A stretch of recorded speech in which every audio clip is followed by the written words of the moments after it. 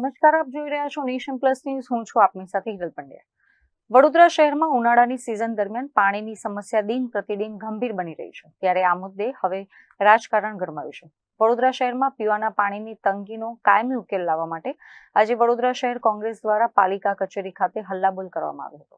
વડોદરા મહાનગરપાલિકામાં આજે વિપક્ષ કોંગ્રેસે શાસકો અને વહીવટી તંત્રને પાણી મુદ્દે બરાબરના ભીંસમાં લીધા હતા.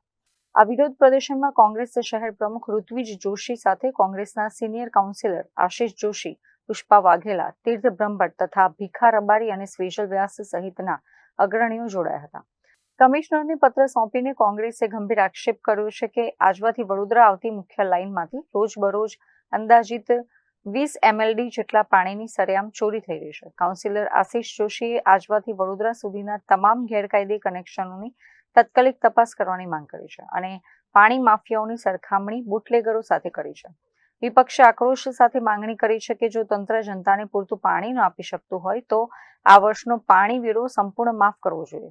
જો આગામી દિવસોમાં પુરવઠો સુધરશે નહીં તો ઉગ્ર આંદોલનની ચીમકી અપાઈ છે.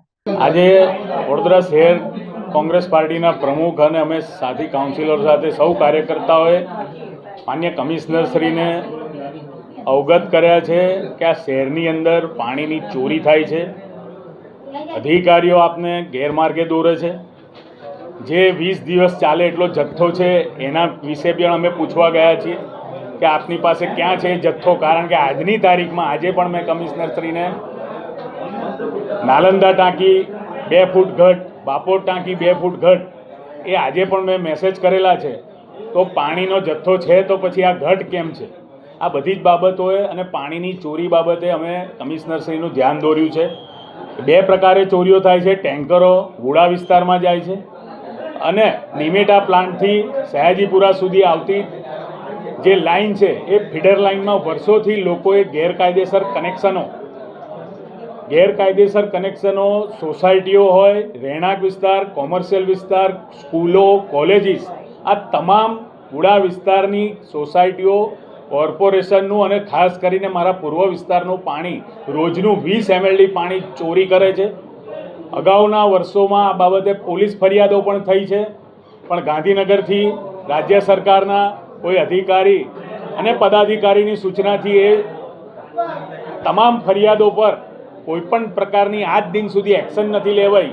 જ્યારે જે તે સમયે 50 થી 60 લોકોએ પર ફરિયાદ થઈ હતી, આજે એ સંખ્યા 150ની થઈ જાય. જો ફરીથી પોલીસ ફરિયાદ થાય તો 150થી વધુ સોસાયટીઓ, કોલેજીસ, સ્કૂલો અને કોમર્શિયલ રહેણાંકે આ નિમેટાથી સયાજીપુરાની વચ્ચે પાણી મોટી લાઇનમાંથી ચોરીને લઈ રહ્યા છે.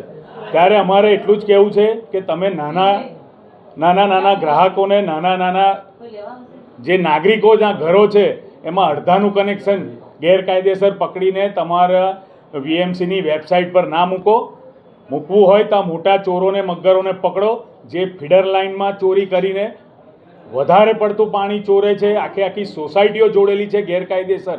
એ પ્રમાણે અમે આજે રજૂઆત કરી છે. બીજી તરફ આ આક્રમક રજૂઆત બાદ મ્યુનિસિપલ કમિશનર અરુણ મહેશ બાબુએ જણાવ્યું હતું કે વડોદરા શહેરમાં કોઈ સત્તાવાર પાણી કાપ મુકાયો નથી અને શહેરીજનોને ભ્રમિત કરવામાં આવી રહ્યા છે. જો કે 20 MLD પાણી ચોરી થવાના આક્ષેપ અંગે તેમણે આ બાબત તપાસનો વિષય હોવાનું કહી યોગ્ય કાર્યવાહીની ખાતરી આપી છે. કોંગ્રેસ પાર્ટી દ્વારા આજે રજૂઆત પાણી વિષયમાં કરવામાં આવી છે. જે અમુક વિસ્તારોમાં ખાસ કરીને ઈસ્ટ ઝોનમાં પાણીનું પ્રેશર, પાણીનું કન્ટામિનેશન અને પાણીનું આવનારા દિવસોમાં સપ્લાય બાબતની રજૂઆત હતી. એમની રજૂઆતમાં અમુક રજૂઆત કરી એ લોકો આવેદનપત્ર આપ્યા છે. અમે વિગતવાર આવેદનપત્રની વાંચીને પછી એનું જવાબ આપી શકો છો.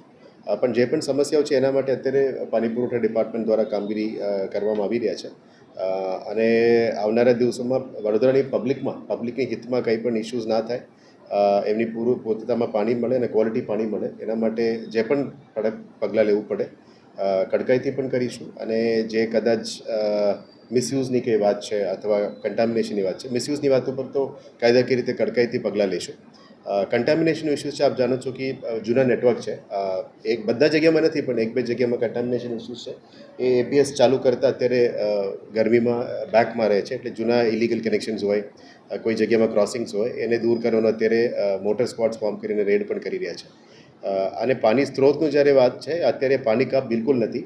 કદાચ જાહેરનામામાં કંઈ ઇસ્યુ હોય તો એ અમે પાણી પુરવઠા ડિપાર્ટમેન્ટને ચેક કરીશું, કારણ કે ગઈકાલે જાતે જ હું ગયો હતો અને ખાલી કમ્પ્રેશન એર ક્લિનિંગ ચાલી રહ્યા છે, કારણ કે આજુબાજુમાં રેતી છે એટલે એને ક્લીન કરીને 12 MLD અમે ઈ ઝોનમાં કાલથી આપવાના છે.